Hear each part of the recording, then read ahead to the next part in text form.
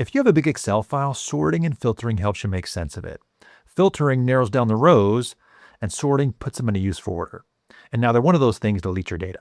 I'll show you. All right, let's start with some basic filtering, which narrows down our spreadsheet.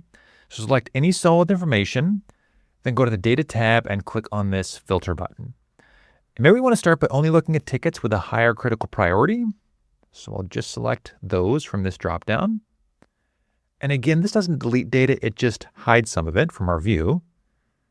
And then next, let's also focus on tickets just related to outages. So I'll go to Category and only choose the outage.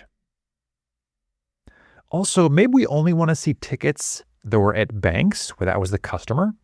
So I'll go to this customer dropdown, and in the text box, I'll search for a bank. Okay. And as one last filter, we could only show tickets that are open longer than 5 days. Maybe that's our focus. And I could sort by that, and I could filter by that by going to days open, number filters, and greater than. And we'll choose 5. So it looks like I've got 3 tickets that are a higher critical priority, that are related to an outage at a bank, that were open more than 5 days. That's my view. All right, so I'm going to clear this to remove the filters. Use that clear button. And now we'll look at sorting. So this doesn't hide data like filtering, it just reorders them. So let's first sort from highest to lowest days open, so largest to smallest.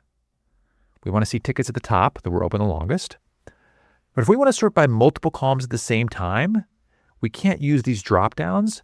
We've got to choose the sort button on our ribbon here next to filter. So maybe the sort, maybe it's by 2 columns. We start with customer from A to Z, so in alphabetical order, and then we'll add a level. So after we sort by customer, we'll then sort by days open from largest to smallest. We've got 2 columns in our sort in this case. If this video helped you, hit like and subscribe for more. And if you want to go deeper, I have a full Excel course in the links below.